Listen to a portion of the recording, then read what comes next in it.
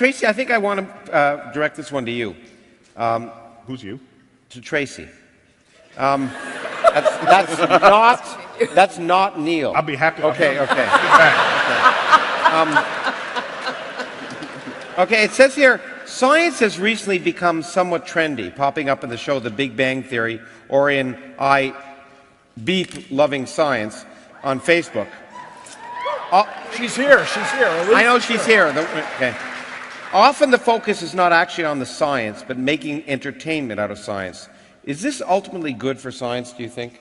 So I think you have a perspective on that. Yeah, I do. I don't think when it's done well, it's diminishing the science or the scientists for that matter. I think that what is really spectacular is when you can take high-level science and apply storytelling and all kinds of things that we know help people learn about a subject. I mean, we learned in, again, broadcast news. I was with ABC News for many years, and if anyone said, well, we must do that story because it's very, very important, we knew that was just death because, eat your peas journalism or eat your peas writing, you must know this because it's important, is just, it's never going to light a fire in people's imaginations, children or adults. So I don't think it's turning, entertainment is not a bad word, as long as you continue to preserve and communicate the real stuff, the real science. And that's the philosophy we apply to this. We didn't want to do, nod to science and then go off and tap dance. I mean, it was really engaging with the material, but recognizing that sometimes this stuff is really hard. And you need to write it well, act it well, and produce it well. And I have to say, you do a great job of producing. I think you really do.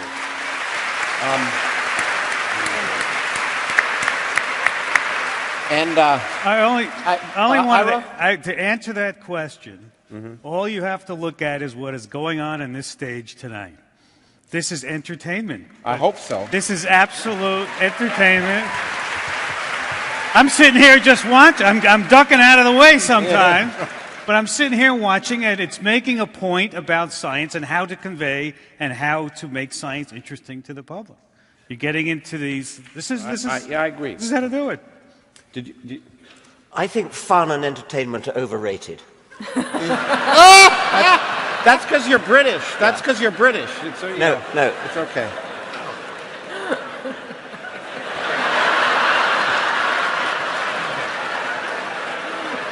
People are more alike than they are different. Science is hard, but it's worth it. It's fascinating. It's enthralling. But if we only talk about the bits that are fun and make bangs and smells and things, then we don't do science justice. I was once we use the phrase dumbing down, and we mustn't do that.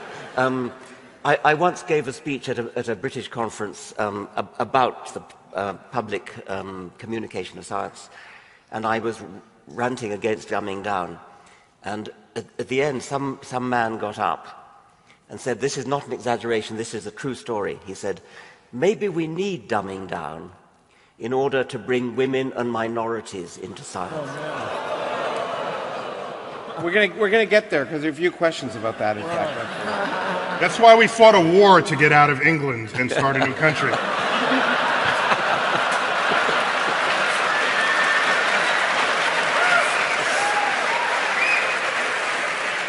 I have to say he was booed in the original. Okay. Yeah, okay, good, absolutely. And we actually, speaking of that, we are gonna have Larry Summers here at one of our events next year, so you can ask him about that if any of you know about that. But anyway, the question is, the next question is: many of you are involved or aligned with the skepticism movement. How do you keep an open mind scientifically without using skepticism as an excuse for inaction? Can a person be a proactive skeptic? I think that's an interesting question. Are you kidding?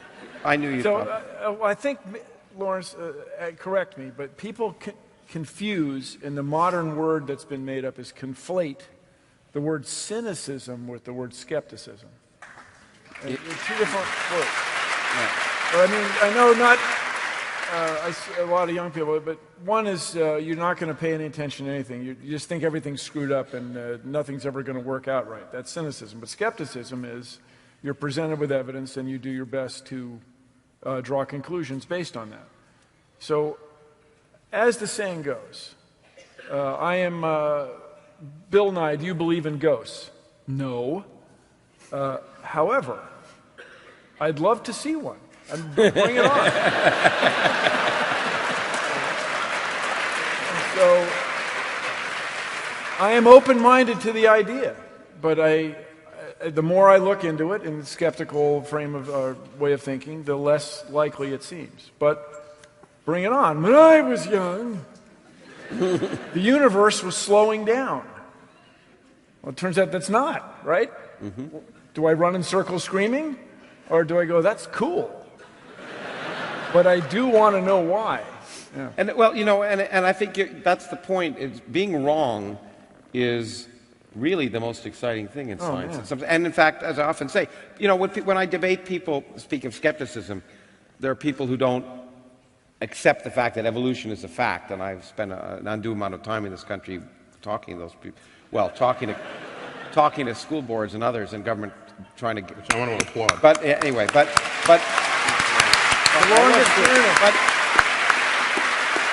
But there's this illusion that we somehow have this pact that we shake hands when we get our PhD. Evolution, can't question it, and we want to be right. And the people don't understand that the way to become successful is to prove your colleagues wrong. That's the way to become a well-known scientist, is to make a discovery that proves wrong. So if there was something better than evolution, if it didn't work, Richard would be the first person to want to try and discover it in a sense, because it would mean we'd learn something, right? Yeah. Yeah. Okay. I think we can add something to that, which is that there's an attitude in the culture that says that everybody's entitled to their opinion, and you've got to respect their opinion. No, you damn well haven't got to respect their opinion.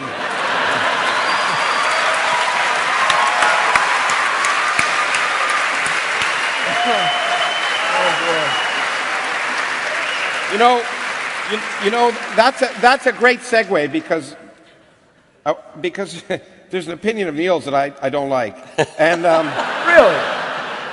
Boy, knock me over with a feather. actually he's going to say it's not an opinion, but let me ask this, jump to this question. Bring it on. Yeah, I figure. Okay.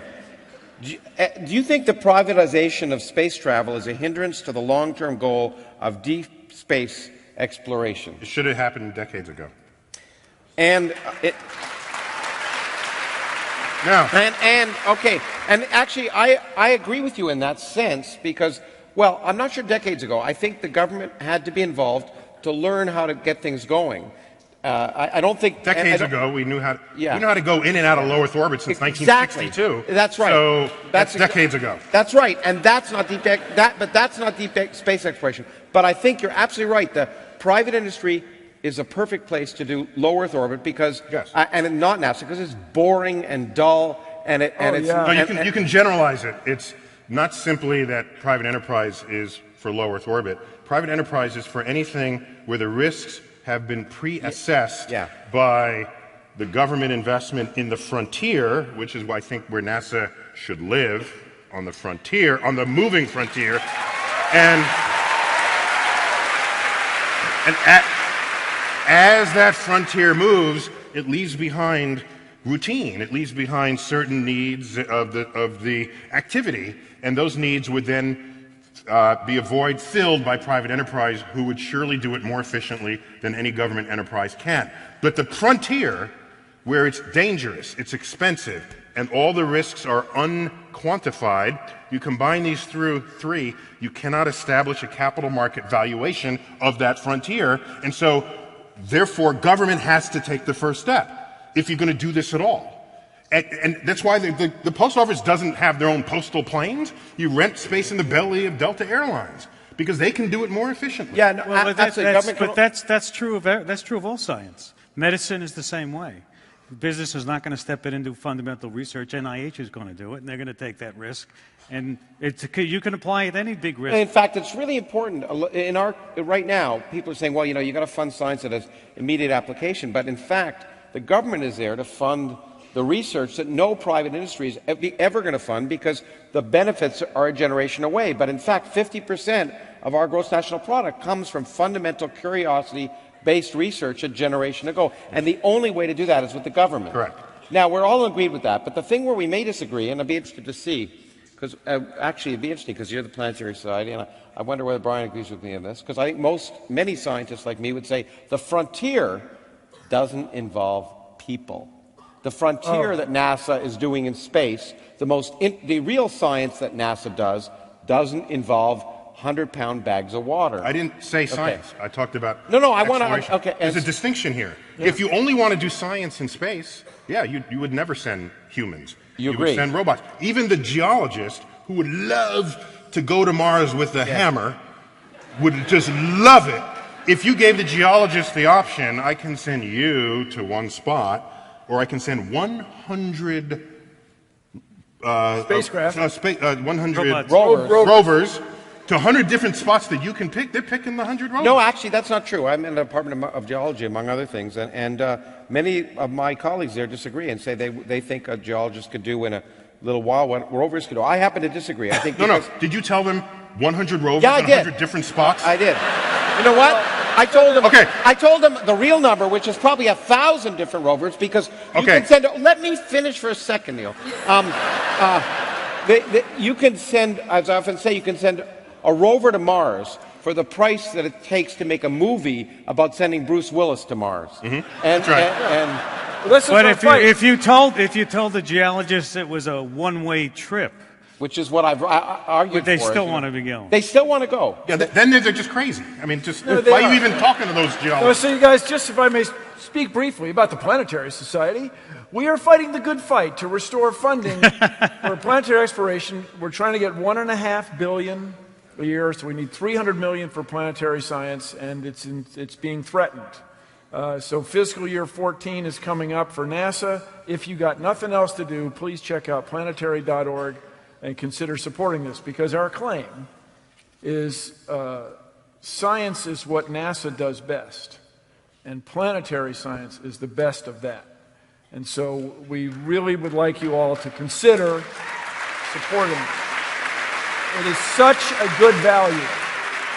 It's such an amazing value. So consider. And by the way, it's been estimated that what the rover does, built by our very best rover engineers, driven by our very best rover scientists, rover drivers, who are influenced by our very best scientists, what that does in a week, a human geologist can do in about a minute. Yeah, but I agree, but the human geologist, there's the cost. it's not going to run to 100 different places on the planet. in fact, actually, the human geologist, I think, most often is not going to make it alive to the planet. Well, I mean, so on and so on. But Yeah. this is where you see it's instead of 10,000 to 1, it's got to be like 1 billion to 1. So we'll get there. The longest journey starts with but a single step.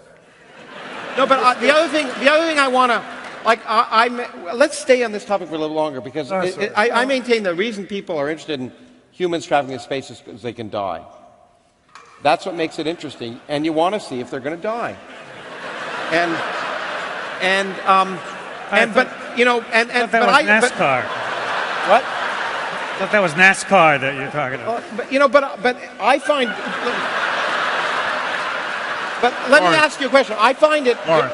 Okay, I'll ask you this question. When I see a picture from the rover, I'm more excited about it coming from the rover than if it came from an astronaut taking the picture, because the astronaut's using a camera, but the rover is it's part of the rover. Let me tell you why that's probably not true, even though you think it is. Okay. Okay. Most people don't know that there were robots as well as rovers on the moon while we were first going to the moon. But you didn't know anything about those because the media focused on the astronauts. And it's the astronauts through which we gain vicarious access to space, because they have mouths, they have brains, they have a childhood memory, they have school teachers that can talk about those astronauts.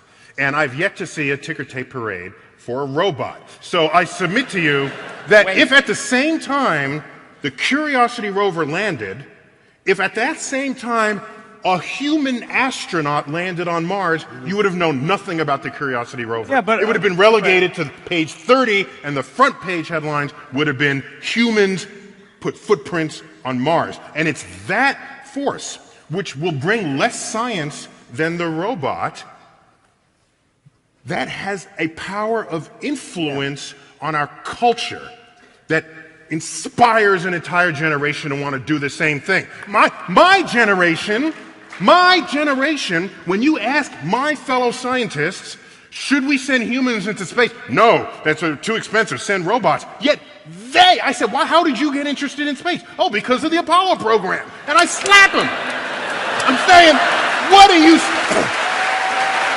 No, that's it. No, there would on the other hand, if you remember, if Apollo 13 hadn't been the dramatic failure it was, they would have canceled the rest of the Apollo. They canceled 3 of the last missions. There were 3 Apollo. There are 3 Saturn V rockets lying on the ground around space, around the country, because it was so interesting that they abolished the last 3. No, that's delusional, and I'll tell you why. It's not incorrect. That's the facts. No. You can argue with the facts. Watch me. Okay. So, I'm sorry. Everybody mentioned their book. It's time for me to mention my latest book.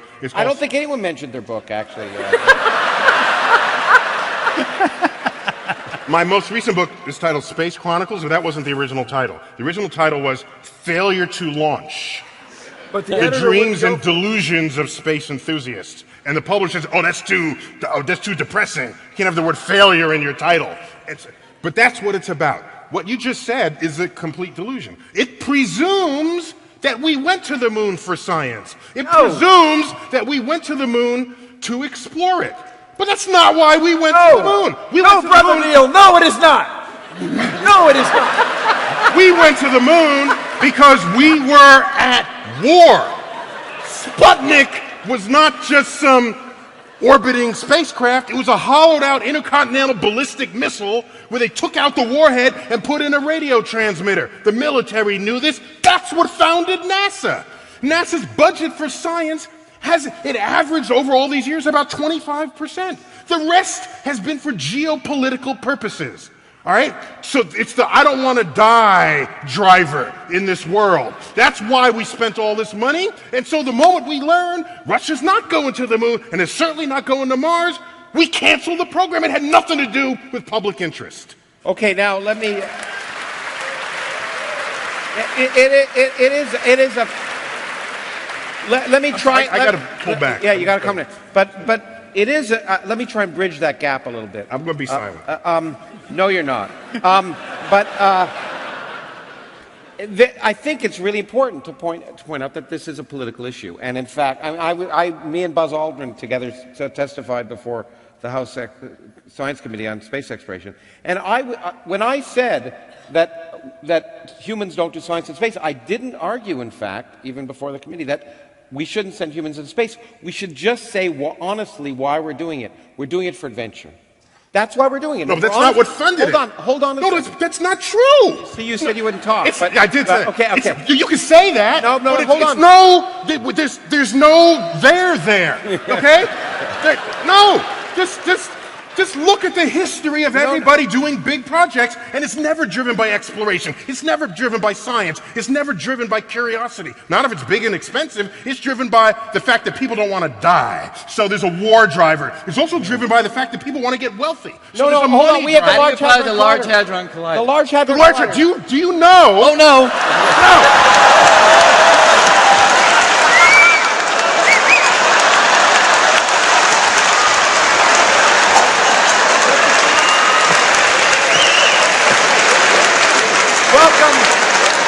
Just proves my point. The Large Hadron Collider. Please remind me of the total construction cost of the Large Hadron Collider. I don't know, about $10 billion. About $10 billion. That is 6 months of NASA funding. So you call that big budget? Not here in America, it's not. Yeah, NASA's budget's about 17 billion. Doesn't go as far as it used to. No, So it's expensive, but not on the scale that we're talking about here. That's Okay. all the country shared. That's not big money. Okay. Big money is a shuttle mission costs $1 billion here. I'm not saying it should cost that, but that's what it does. And who writes those checks? It's people who do it for geopolitical reasons, not because they care about science. Our super collider, the one that you would have benefited from, the superconducting super collider, started to get funding in the 1980s, wasn't it? Yeah. 200-mile ring. It would have been 60-mile ring. 60-mile diameter. The circumference. 60 miles around. Yeah. I thought it was 60 times. Well, take pi. it from me. It's 60. Too high? No, it's 60. Okay. Better Circumference story is with 60 miles? 200 though. Brian, 60. 60. Circumference? Yeah. Yeah. Okay, I've been saying it wrong all these years. Well, like Never a lot of mind. things. Thank you. Never mind. Okay, no. So back watch. So here's a super collider. America, would have found the Higgs boson decades ago. All right. So what happens? The budget gets cut for reasons. Oh, the cost overruns. Excuse me. Okay. Yeah. It got cut in the early 90s. What happened in 1989? Peace broke out in Europe. All of a sudden, the physicist, who was the hero of the 20th century for making the bomb, is no longer viewed as necessary to national security. And so the project gets cut like that. Actually, you got it wrong. The project got cut actually for even sillier political reasons, which was the Texas congressional delegation voted the wrong way. And If we were still at war, that would have never come up. Okay. It's also the International Space Station, right? I mean, Yes, that's true. That's the top story. The bottom story is we Okay. don't longer think Look, we're going to die. So what let's leave this topic, but science and politics are alas inextricably mixed. And I think... And politics wins and every time. I think what I would say is that it's vitally important for the public to understand what their issues really are, so they won't be lied to by the politicians effectively, and they can elect people to base policy on empirical evidence and not on ideology or anything else. Story. Humans tell stories. Now, there are two more. We'll go a few minutes late because there are two more questions I want to get to.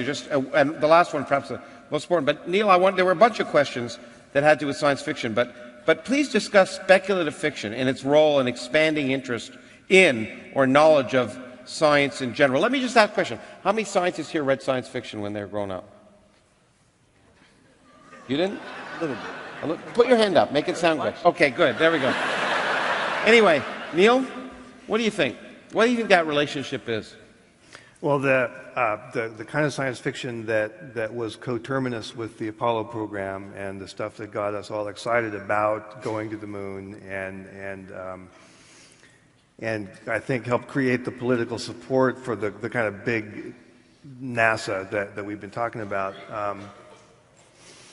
Hasn't been written in a while. Science fiction kind of took a different turn, and I'm sort of exhibit A of this. So for the last few decades, a lot of science fiction has tended to be darker, more introspective, more about sort of the hero being the kind of hacker who's trying to figure out how to exploit a system that somebody else built, as opposed to the engineer or the scientist discovering or building something new.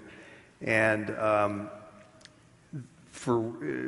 I don't know whether there's a cause and effect relationship, but that has coincided with what looks to me like a big drop-off in the rate at which we've made big advances in new ways of getting around, new sort of major infrastructure, space exploration, etc.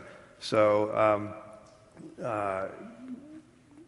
I'm trying to pay my debt to society right now by working on a project here at Arizona State, writing some science fiction in a more techno-optimistic vein. It came out of a sort of public argument that I had with Michael Crow a couple years ago, where we were trying to figure out whether science fiction writers could take any share of the blame for this. And so you're the one. Yeah.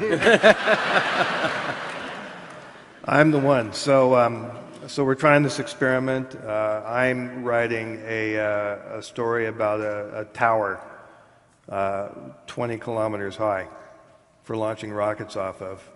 And I'm working with people here at ASU on trying to write that story in a kind of technically responsible way.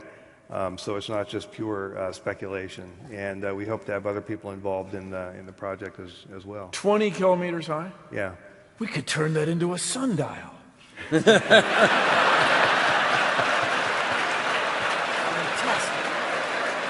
Oh, the But engineers. here's the thing. engineers. Well, here's the thing. For me, I'm of a certain age. For me, it was Star Trek. Yeah. And the thing about Star Trek, I can't argue with that. well, there's technology. Everybody speaks the same language generally, and they beam up and down, which is a huge shortcut. But it was this intensely optimistic view of the Exactly. And so what I'd like you to do, science fiction guy of the future, is I tell you guys, if you want to worry about things, we are living at a great time. I mean, we've got this worldwide economic crisis, we got human immunodeficiency virus, we've got all kinds of diseases that are resistant to our things. We have what used to be 1.5 billion people, now it's going to be 12 or 15 billion people. And really, everybody here, climate change is the thing. But what if we had an optimistic view of the future where we come up with new technologies, new social structures, where people get along and address climate change and improve the quality of life for everybody? I would love to have that. Yeah.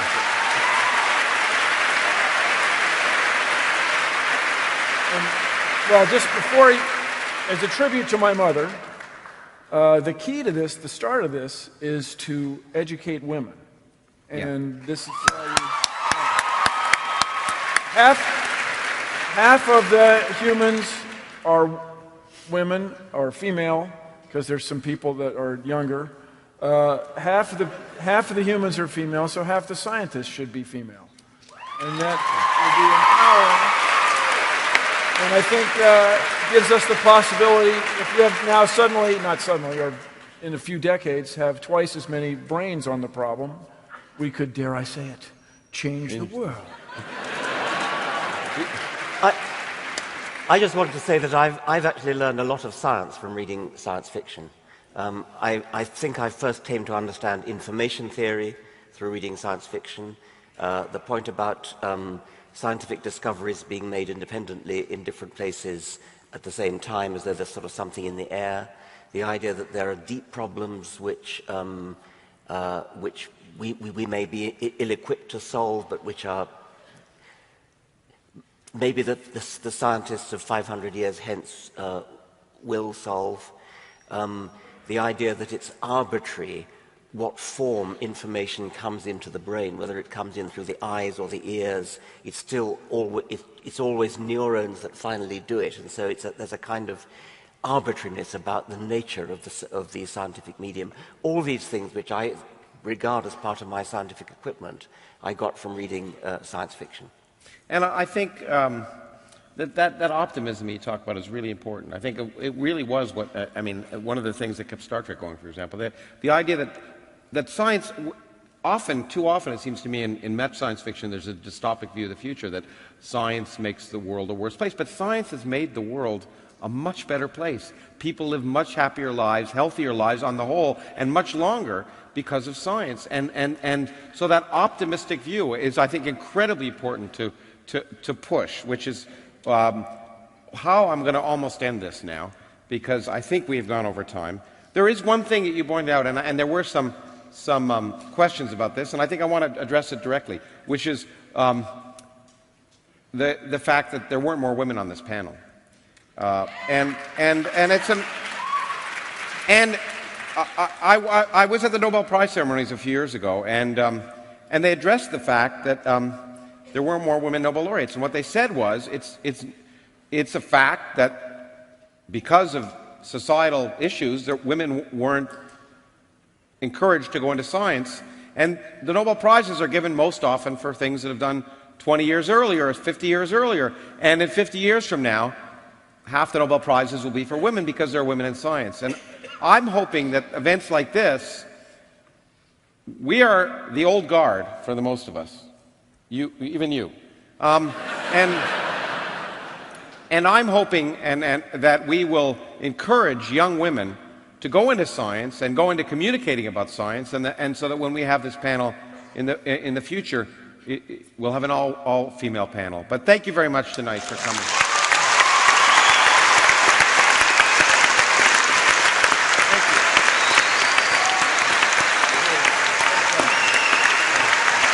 Why don't you stand up?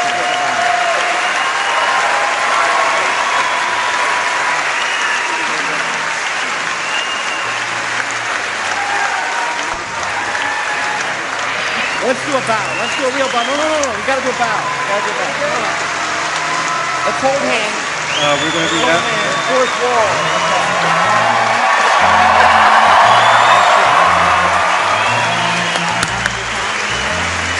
Drive home safely.